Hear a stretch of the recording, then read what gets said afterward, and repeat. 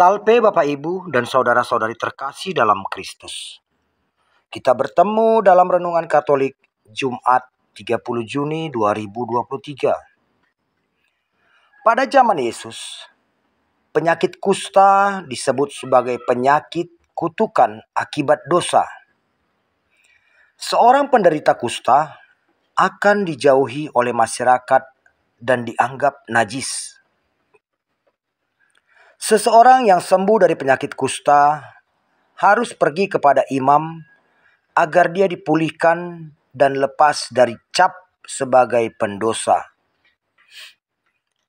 Dalam Injil hari ini, setelah Yesus turun dari bukit, banyak orang berbondong-bondong mengikuti dia. Dan di antara mereka ada seorang penderita kusta. Ia sujud pada Yesus dan berkata, "Tuan, jika Tuan mau, Tuan dapat mentahirkan aku." Ungkapan penderita kusta ini suatu ungkapan iman yang begitu besar. Dia sungguh mengimani Yesus adalah Allah yang punya kuasa mengampuni dosa.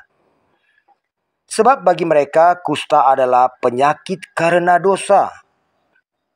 Bukan hanya dosa pribadi, tapi juga dosa nenek moyang mereka. Suatu iman yang menakjubkan diperlihatkan oleh penderita kusta ini. Hingga Yesus pun menjamahnya dan berkata, "Aku mau, jadilah engkau tahir." Iman yang besar berbalas kasih yang sangat besar dari Yesus. Setelah orang itu sembuh dari penyakit kustanya, Yesus berpesan, "Ingatlah, jangan engkau memberitahukan hal ini kepada siapapun. Tetapi pergilah perlihatkan dirimu kepada imam dan persembahkanlah persembahan yang diperintahkan Musa sebagai bukti bagi mereka." Bapak, Ibu, dan saudara-saudari terkasih, sudah jelas-jelas di tempat itu ada banyak orang yang menyaksikan kesembuhan orang yang sakit kusta itu. Tapi Yesus berkata, jangan memberitahukan hal ini kepada siapapun. Padahal tanpa diberitahu pun, banyak orang yang sudah mengetahui karena menyaksikan kesembuhan itu dengan mata kepalanya sendiri. Apakah Yesus salah berpesan? Tidak, Yesus tidak salah berpesan kepada orang yang sembuh dari penyakit kusta itu. Dalam pesannya ini, Yesus ingin mengajarkan kepada penderita kusta itu, kepada orang yang ada di sekitar di situ, dan kepada para murid-muridnya. Pertama, bersyukurlah kepada Allah atas kasih karunia-Nya.